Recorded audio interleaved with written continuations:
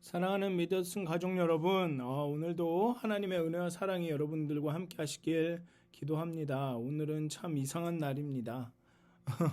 두 번씩이나 녹음을 다시 하게 됩니다. 그 불편을 겪으셔서 죄송하고요. 다시 녹음을 해서 올리게 되겠습니다. 그래서 앞부분에 사도신경과 찬송과 기도는 생략을 하고요. 오늘 함께 나누실 말씀 신명기 4장 44절에서 5장 10절까지의 말씀을 제가 봉독하도록 하겠습니다. 신명기 4장 44절에서 5장 10절까지의 말씀입니다. 모세가 이스라엘 자손에게 선포한 율법은 이러하니라. 이스라엘 자손이 애굽에서 나온 후에 모세가 증언과 규례와 법도를 선포하였으니 요단 동쪽 벳볼 맞은편 골짜기에서 그리하였더라.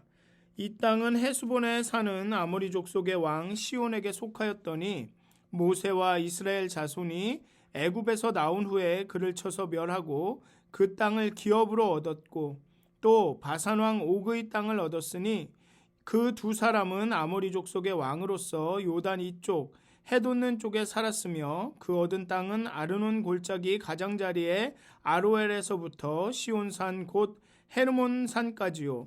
요단 이쪽 곧 그 동쪽 온 아라바니 비스가 기슬가레 아라바의 바다까지이니라. 모세가 온 이스라엘을 불러 그들에게 이르되 이스라엘아 오늘 내가 너희의 귀에 말하는 규례와 법도를 듣고 그것을 배우며 지켜 행하라. 우리 하나님 여호와께서 호렙산에서 우리와 언약을 세우셨나니 이 언약은 여호와께서 우리 조상들과 세우신 것이 아니요 오늘 여기 살아있는 우리 곧 우리와 세우신 것이라. 여호와께서 산 위 불 가운데서 너희와 대면하여 말씀하시매 그때 너희가 불을 두려워하여 산에 오르지 못하므로 내가 여호와와 너희 중간에 서서 여호와의 말씀을 너희에게 전하였노라.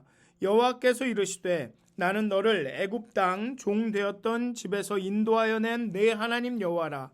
나 외에는 다른 신을 내게 둘지 말지니라.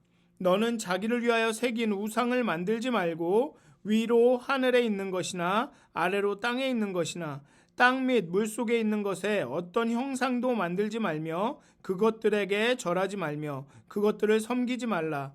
나 내 하나님 여호와는 질투하는 하나님인즉 나를 미워하는 자의 죄를 갚되 아버지로부터 아들에게로 3, 4대까지 이르게 하거니와 나를 사랑하고 내 계명을 지키는 자에게는 1000대까지 은혜를 베푸느니라.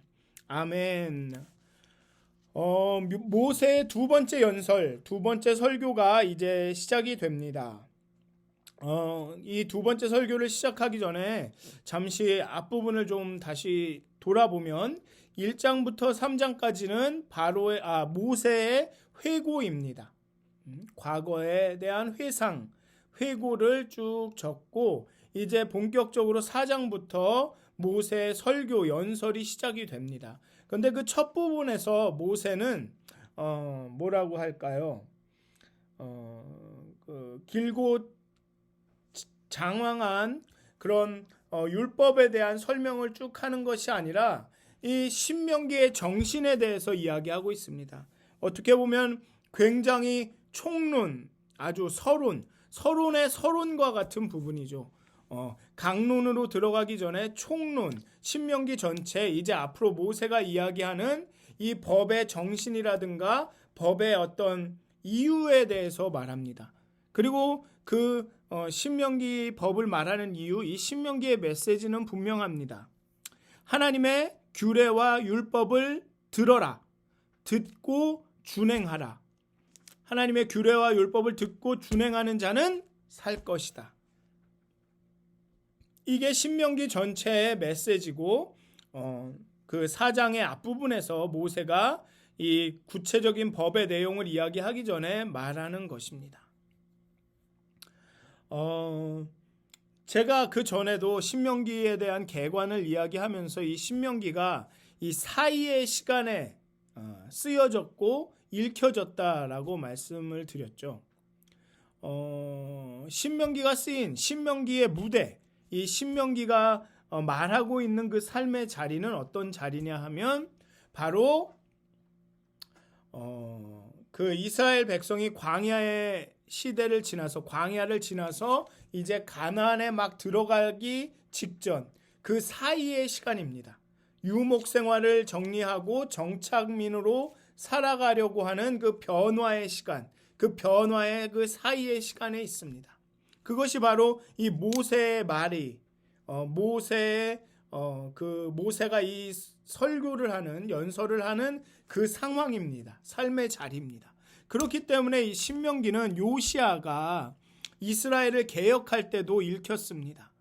즉 타락하고 범죄하고 하나님에게 거역한 이스라엘을 이제 새로운 이스라엘로 변화시키는 그 사이의 시간에 요시아는 이 신명기를 읽고 그 많은 그 요시아의 신하들도 같이 읽으면서 이스라엘의 개혁을 시작했습니다. 또 나중에 바벨론 포로기에서 돌아온 이스라엘이 폐허가 된 이스라엘을 다시 재건할 때 그때도 바로 이 신명기를 읽으면서 다시 한번 하나님의 규례와 율법 법규를 규례와 법도를 듣고 준행하자. 그리하면 우리가 살 것이다. 라는 이 메시지를 갖고 이스라엘을 예루살렘을 재건하기 시작했죠.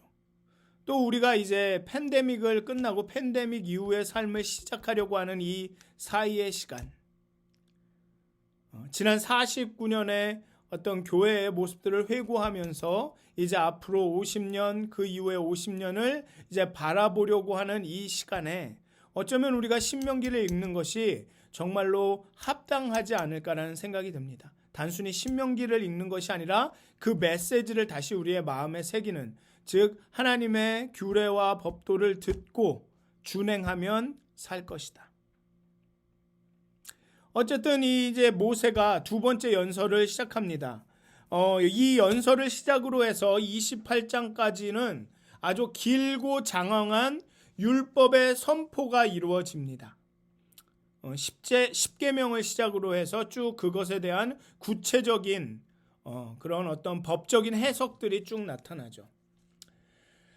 하나님의 권능을 증거하는 역사적 회상과 더불어 하나님께 절대 순종해야 하는 이유를 1장부터 4장 앞부분까지 설파한 모세는 이제 4장 44절부터 그들이 지켜야 하는 상세한 율법들을 반포하기 시작합니다. 그리고 이 율법은 토라라고, 성경에는 원래 히브리어에는 토라라고 하는데 우리가 그것을 율법이라고 번역을 했습니다.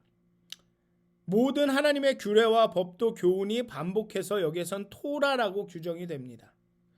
그 오늘의 본문의 시작도 이것이 모세가 이스라엘 자손에게 선포한 토라다라고 시작합니다. 번역은 모세가 이스라엘 자손에게 선포한 율법은 이러하니라라고 하는데 원문은 모세가 이스라엘 자손에게 선포한 토라다라고 시작합니다. 그리고 바로 5장에서는 들으라 이스라엘아라고 시작되죠. 번역은 그렇지 않습니다. 이스라엘아, 오늘 내가 너희의 귀에 말하는 규례와 법도를 듣고 그것을 배우며 지켜 행하라 라고 되어 있지만 원문은 들으라 이스라엘아 그리고 행하라 이렇게 되어 있습니다. 들으라 이스라엘아, 내가 너의 귀에 말하는 하나님의 법도를 그리고 행하라 그것을, 이렇게로 되어 있습니다. 우리는 토라를 율법으로 알고 있습니다. 율법이라는 뜻도 있습니다. 토라라는 뜻에. 하지만 토라는 사실은 가르침에 가깝습니다. 가르침. 단순히 법령이 아니라, 법칙이나 법이 아니라 가르침에, 권고에, 권면에 가깝습니다. 토라라는 그 단어가 갖고 있는 뜻이, 물론 율법이라는 뜻도 있습니다. 그런데 이것이 요시아 때 국가를 재건하는 어떤 근본 원리로 사용되면서 여기 신명기에 나온 이 토라, 신명기를 비롯한 레위기 이런 데에 나온 이 토라가 법적인 성격을 더욱 띠게 됩니다. 그 전까지 토라는 가르침입니다. 이렇게 하세요. 너희가 나의 백성이니까 나의 백성으로는 이렇게 사는 겁니다 라고 말한 것이라면 요시아 때 국가를 재건하는, 국가를 개혁하는 어떤 근본의 원리로 사용되면서 법적인 성격을 띠죠. 너 이렇게 안 하면 죽어 라는 성격을 띠게 됩니다. 그래서 신명기라는 우리가 번역하는 그 뜻은 명령을 반복하다라는 뜻입니다. 신이 다시, 새롭다 뭐 이런 뜻도 있기 때문에 다시금 명령을 얘기한다, 다시금 명령한다 라는 뜻이 있습니다. 그 듀트로노미도 듀가 두 번째라는 뜻이고 노미가 법이란 뜻입니다. 그래서 두 번째 법이라는 것이죠.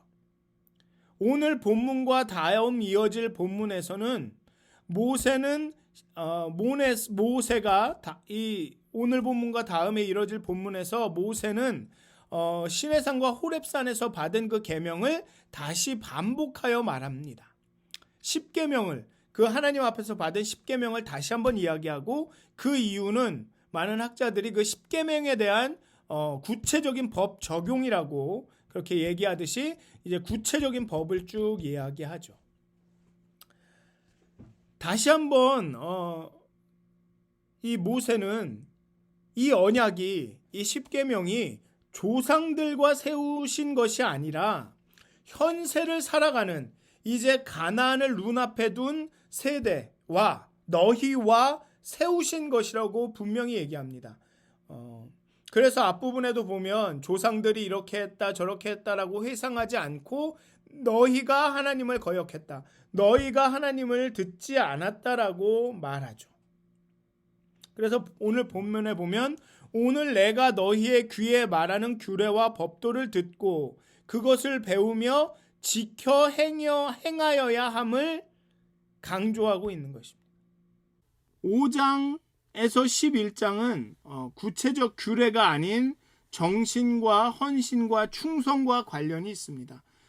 물론 10계명이 있기는 하지만 5장에 10계명이 나오기는 하지만 5장부터 11장은 구체적인 규례가 아닌 그 정신이나 헌신, 충성이라는 것을 언급을 합니다. 율법의 구체적인 부분과는 관련이 없습니다. 더 자세한 입법사항은 12장에서 26장에 나오죠. 신명기는 읽어보시면 알겠지만 율법 자체가 온전한 사회를 이루기에는 충분하지 않다고 인정합니다. 율법 자체가 하나님의 나라를 이루기에는 충분하지 않다고 인정하죠. 감사와 언약에 대한 충성에서 비롯된 근본적이고 집단적인 선택, 곧 하나님의 뜻을 행하려는 선택이 필요함을 강조한 후에 모세는 구체적으로 법으로 나갑니다. 하나님의 뜻을 행하려는 선택, 즉 믿음, 이 필요함을 강조한 후에 모세는 구체적으로 법으로, 구체적인 법에 대해서 이야기를 합니다. 하나님을 향한 온전한 삶의 자세와 방향성을 기술한 후에야 구체적인 가르침을 말한다라는 것입니다.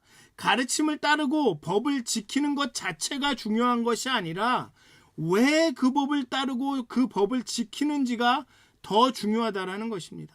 하나님을 향한 온전한 삶의 자세와 방향성을 가지고 그 법과 규칙을 따라야 된다라는 것이죠. 규례와 법도를 지키는 것이 중요하기는 하지만 단순히 살기 위해서, 살아가기 위해서 중요한 것이 아니라는 것입니다. 물론 법과 규례와 법도를 지키면 살게 되고 살아나지만 그것 때문에 법을 지키는 것이 아니라는 것입니다. 규례와 법도를 따르고 지키고 준행하는 것은 하나님에 대한 충성과 사랑에서 비롯돼야 한다라는 것입니다. 단지 살기 위해서 그 규례와 법도를 지키는 것이 아니라 하나님에 대한 충성과 사랑 때문에 그 규례와 법도를 지킨다라는 것입니다.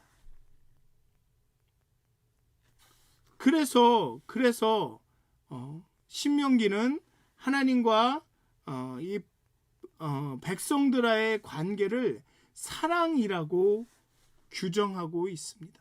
사랑이라는 것이죠. 사랑.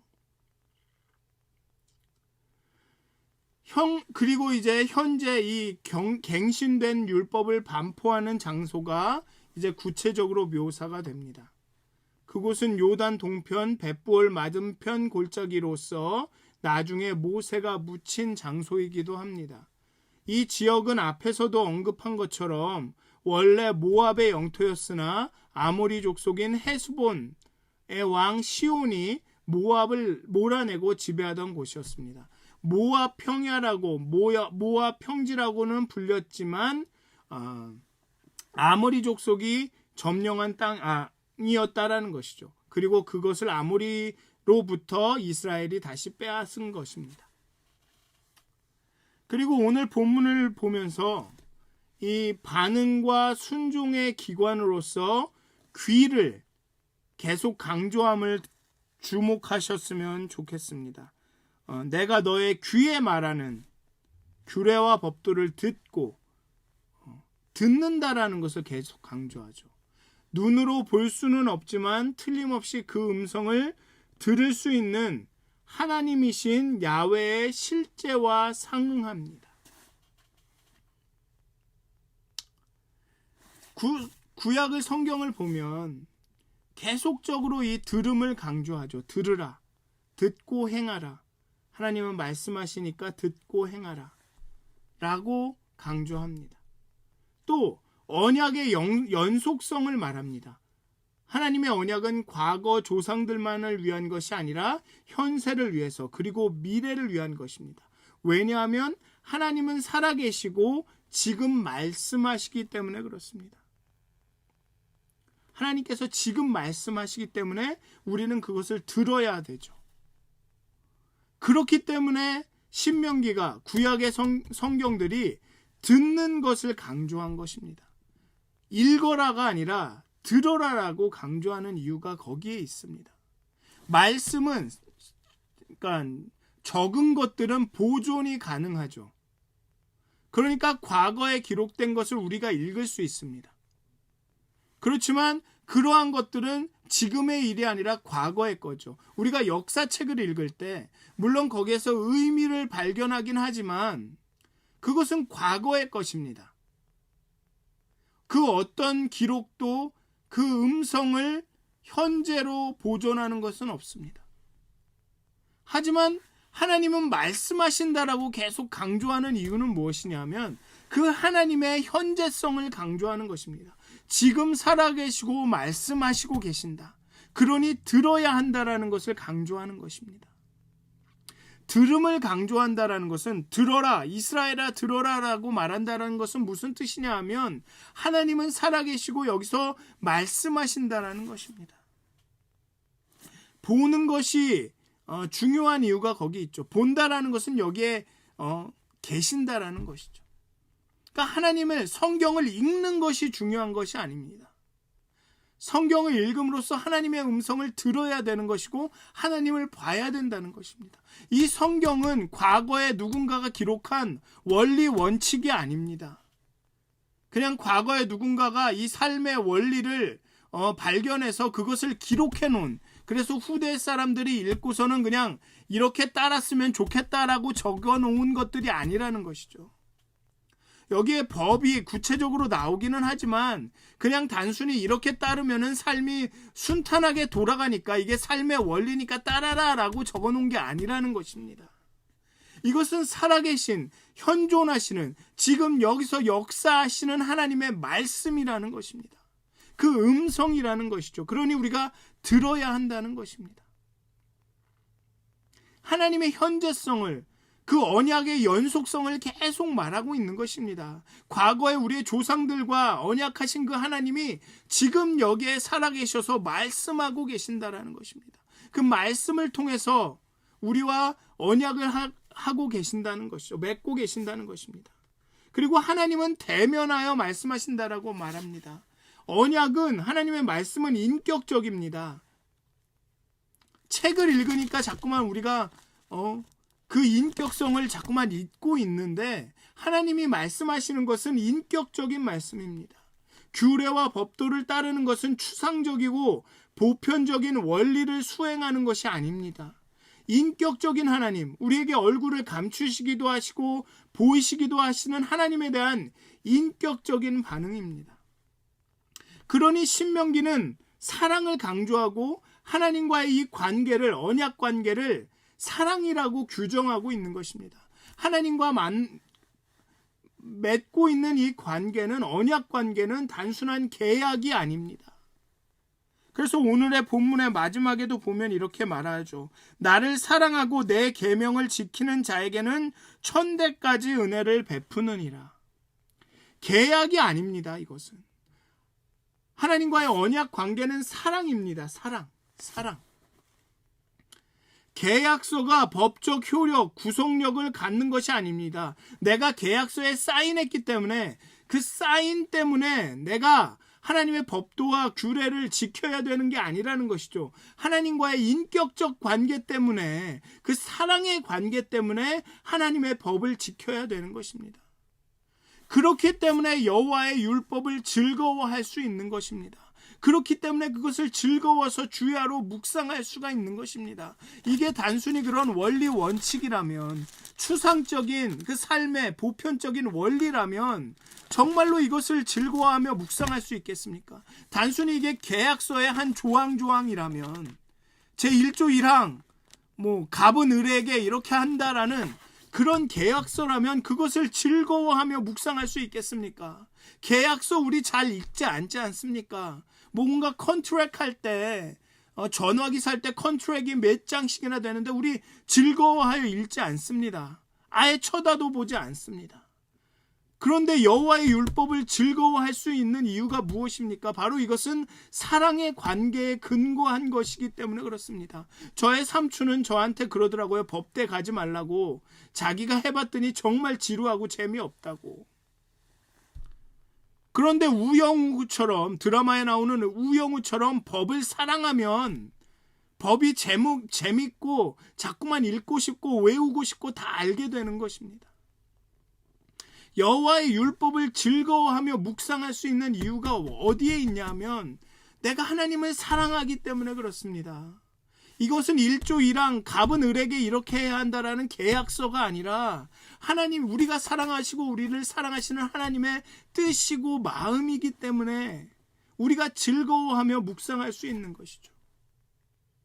그렇기 때문에 우리가 즐거워하며 이 율법과 규례를 지킬 수 있는 것입니다. 준행할 수 있는 것입니다. 그러니까 우리의 근본이, 우리의 동기가 어디에 있는지 살펴야 되는 것입니다. 단순히 살기 위해서 이것을 읽고 이것을 지키느냐, 아니면 내가 하나님을 사랑해서 내가 하나님의 그 은혜와 사랑을 경험했기 때문에 그러느냐. 4장에서도 계속 반복되는 것처럼 율법의 기초는, 우리가 율법을 지켜야 하는 당위성의 기초는 하나님의 주도적인 구속의 은혜입니다. 그래서 계속적으로 모세는 반복하죠. 여호와는 이스라엘을 애굽 땅 종되었던 집에서 인도하여 낸 여호와다. 이 율법을 말씀하시는 이는 너희를 구원한 그분이다. 구속의 은혜를 준 그분이다. 이 계명들을 지켜서 구원을 얻는 것이 아니라 하나님이 이미 이들을 구원하셨고 이들이 그러한 사실에 비추어 이렇게 살아야 함을 모세는 말하고 있는 것입니다. 구원받기 위해 지키는 것이 아니라 구원받은 사람들이 따라야 될 삶이라는 것이죠. 이렇게 살아야만 하는 것이 아니라 이렇게 살 수밖에 없는 것입니다. 구원받은 사람들은. 구원하는 은혜가 이에 반응하는 인간의 순종보다 먼저며 구원이 순종을 요구하는 것입니다. 내가 순종했으니까 구원을 요구하는 것이 아니라 구원받았기 때문에 순종이 요구되는 것입니다.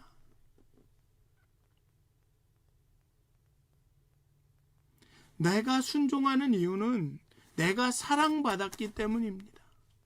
내가 순종하는 이유는 내가 구원받았기 때문입니다. 그리고 이 선언 후에 이제 10계명의 제1계명을 언급합니다. 자기를 위하여 새긴 우상을 만들지 마라. 나를 사랑하고 내 계명을 지키는 자에게는 1000대까지 은혜를 베풀 것이다.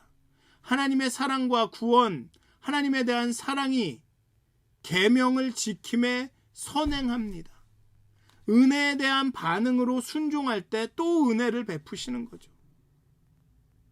다른 말로 하면 계명을 지키는 일은, 하나님을 섬기고 그의 말씀에 순종하는 일은 우리의 의무나 책임에 관한 것이 아니라 우리의 정체성에 관한 것입니다. 하나님의 백성은 그렇게 살 수밖에 없는 것입니다.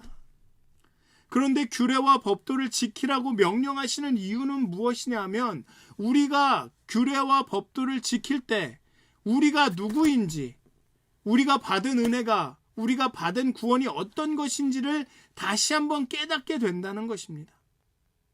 그리고 우리가 누구인지를 깨닫게 되었을 때 그 정체성에 맞게 살아갈 수 있다는 것입니다. 이 10계명의 첫 번째와 두 번째 계명은 모든 계명의 근원이 됩니다. 다른 신을 하나님의 얼굴 앞에 두고 형상을 만드는 것이 모든 죄의 근원입니다. 즉 하나님을 그 마음에서 제껴놓는 것이 죄가 되는 것이죠. 조금이라도 그 마음에 다른 것이 들어갈 수 있는 여지를 주는 것이 죄입니다. 하나님은 유일무이하고 어떤 신들과 비교가 불가능하고 유일하게 살아계십니다. 그리고 그런 살아계신 하나님이라면 하나님은 우리의 사랑을 독차지할 권리가 있는 것이죠. 하나님이 그렇게 대단하시고 그렇게 우리를 사랑하셨다면, 우리를 사랑하시기 위해서 자신의 독생자를 죽이셨다면, 그 하나님은 우리의 사랑을 독차지할 권리가 있는 것입니다. 우리의 사랑을 다 드려야지만 하나님이 우리를 사랑하시는 거라면, 하나님이 많은 것을, 너무 지나친 것을 요구하는 것일 수도 있습니다. 하지만 하나님은 이미 모든 것을 우리에게 줬습니다. 모든 것을 다하여서 우리를 사랑하셨습니다. 그렇기 때문에 우리의 사랑을 독차지할 권리가 있는 것입니다. 그렇기 때문에 나 외에 다른 신은 두지 말라라고 말씀하실 수 있는 권리가 있는 것이죠. 나 외에 다른 신을 두지 말라라는 이 말씀의 근본 핵심은 야훼만 신성이다, 야훼만 신이다라는 데 있지 않습니다. 오히려 나 외에 다른 신을 두지 말라라는 이 말의, 이 계명의 근본 핵심은 이스라엘에 대한 야훼만의 주권에 있습니다. 그리고 그 주권은 이스라엘의 배타적인 사랑을 요구합니다. 하나님은 질투하신다라고 표현하죠. 이것은 신학적으로, 철학적으로 신이 한 분뿐이냐 아니냐의 문제가 아닙니다. 머리로 나 외에 다른 신을 두지 말라는 얘기는 나밖에 다른 신이 없다란 얘기다, 나만이 신이다라는 말을 하고 계시는 것이다. 그러니 신학적으로, 철학적으로 신이 둘이냐 셋이냐 하나냐, 이런 것이 근본적인 문제가 아니라는 것입니다. 이 첫 번째 계명은 실제적인 충성의 문제인 것입니다. 신이 하나건 두 개건 간에, 다른 신이 존재하건 안 하건 간에 너는 너의 모든 충성과 사랑을 하나님 한 분에게만 주고 있느냐를 묻고 있는 것입니다.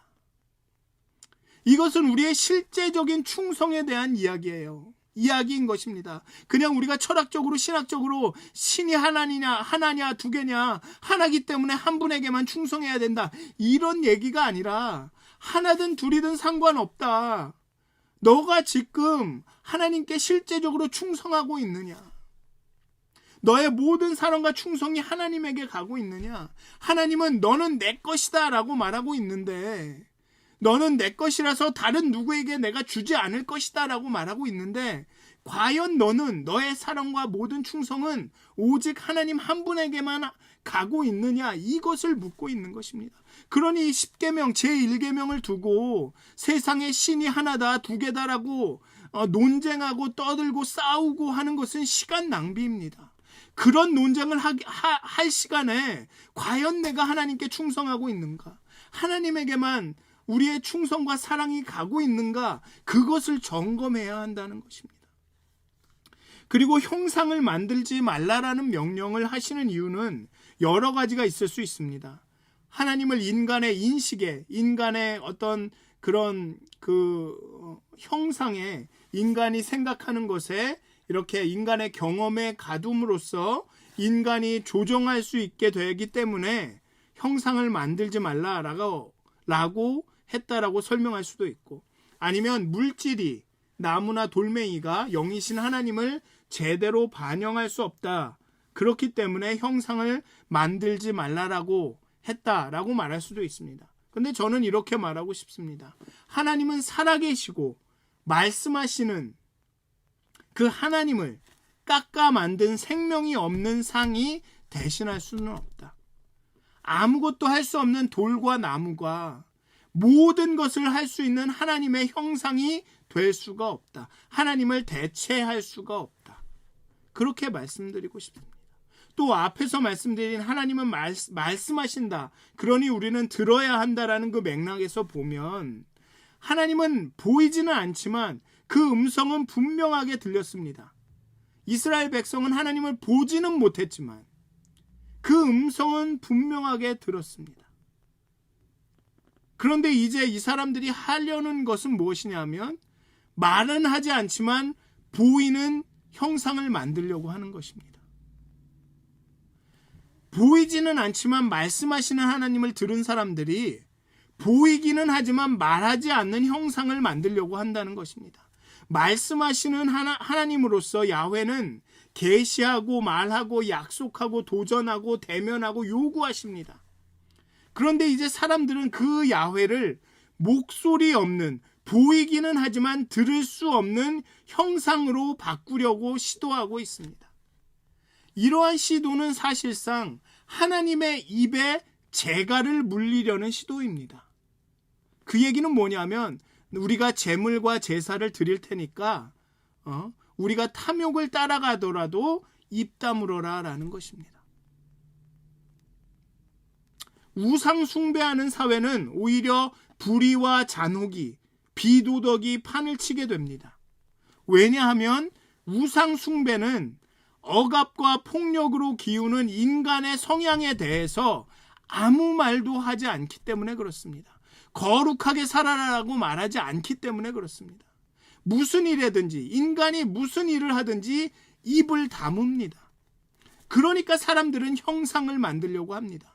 보이기는 하지만 아무 말도 안 하니까. 하나님은 보이지 않는데 말을 해요.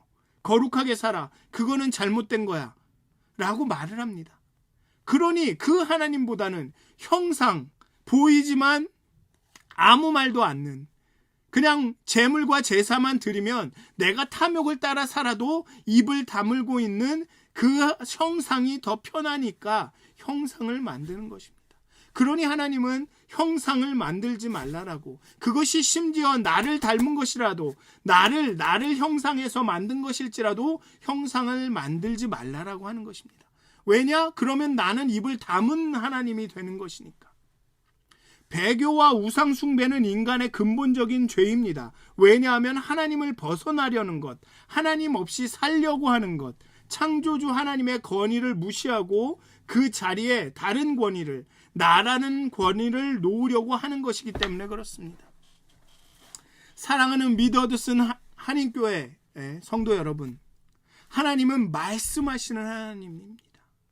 말씀하신다라는 것은 지금 여기에 살아계셔서 우리와 대면하셔서 우리에게 이야기하신다라는 것입니다. 그러니 들어야 하는 것입니다. 읽고 이해하는 것이 아니라, 물론 읽고 이해하는 것도 필요합니다만 들어야 하는 것입니다. 하나님의 그 현재성을 듣고 봐야 한다는 것이죠. 그냥 읽고 아는 것에 머무는 것이 아니라 이 성경을 통해서 들어야 하는 것입니다. 하나님의 살아계심을 인정해야 한다는 것이죠. 그렇고 듣고 봐야지 된다는 것입니다. 그럴 때 우리가 하나님의, 여호와 하나님의 규례와 법도를 따를 수 있다는 것입니다. 듣고 봐서 우리가 누구인지를 알게 됐을 때, 우리의 정체성이 분명해졌을 때, 다른 말로 하면 믿음이 생겼을 때 그 믿음이 우리를 행동으로 인도한다는 것입니다. 우리가 사랑을 경험했을 때 앞에서 말한 대로 나를 사랑하고 내 계명을 지키는 자는 우리가 사랑했을 때 그 계명을 따르게 된다는 것이죠. 그렇게 사랑하면서 하나님의 말씀을 듣고 보면서 준행했을 때 우리는 살아가게 되고 하나님께서 천대까지 은혜를 베푸신다라는 것입니다. 사랑하는 미드워드슨 가족 여러분, 오늘 지금 여기서 말씀하시는 하나님의 음성을 들으시기를 축원드립니다. 정말 성경을 읽으실 때 하나님의 음성을 들으시기를, 하나님의 은혜를 경험하시고 보게 되시기를 축원드립니다. 그리하여서 이 여호와의 법이 단순히 율법이 아니라, 법전이 아니라 하나님의 사랑하시는 하나님의 그 뜻과 마음, 가르침이 되기를. 그래서 여호와의 율법을 즐거워해서 그 율법을 주야로 묵상하면서 그대로 준행하게 되시기를 정말 주님의 이름으로 축원드립니다. 여러분들을 사랑하시는, 여러분들을 구원하시는 그 은혜와 사랑을 깊이 체험하셔서 오늘 지금 여기에 말씀하시는 하나님의 음성을 듣고 그 음성을 준행하시고 따라가셔서 정말 살아나시는, 생명을 보존하시는, 영생하시는 여러분들이 되시기를 주님의 이름으로 축원드립니다. 기도하시겠습니다. 사랑의 하나님, 우리를 구원하시고 우리를 인도하시는 하나님, 여기 살아계셔서 우리 가운데 말씀하시는 하나님, 정말 우리를 사랑하시는 그 음성, 하나님의 음성, 그 음성을 기쁘게 듣게 되기를 원합니다. 그리하여서 그 하나님의 사랑과 은혜가 우리 가운데 넘쳐서 정말 주야로 그 말씀을 묵상하며 여호와의 율법을 즐거워하고 주야로 그 말씀을 묵상하게 되기를 간절히 기도합니다. 그리하여서 정말 오늘 여기에 말씀하시는 하나님의 말씀을 준행하고 따르며 정말 하나님의 말씀을 들으며 우생숭배하지 않고 정말 하나님을 쫓아가게 되기를 원합니다. 그렇게 살아가게 되기를, 그렇게 살기를 간절히 소원합니다. 하나님, 오늘 하루도 하나님 우리에게 말씀하여 주시옵소서. 하나님의 말씀을 듣게 하여 주시옵소서. 감사합니다. 예수님의 이름으로 기도하였습니다. 아멘. 하늘에 계신 우리 아버지여, 이름이 거룩히 여김을 받으시오며 나라의 마옵시며 뜻이 하늘에서 이루어진 것 같이 땅에서도 이루어지이다. 오늘날 우리에게 일용할 양식을 주옵시고 우리가 우리에게 죄 지은 자를 사하여 준 것 같이 우리의 죄를 사하여 주옵시고 우리를 시험에 들게 하지 마옵시고 다만 악에서 구하옵소서. 나라와 권세와 영광이 아버지께 영원히 있사옵나이다. 아멘. 오늘도 하나님의 사랑이 충만하신 행복한 하루가 되시길 기도합니다. 아멘.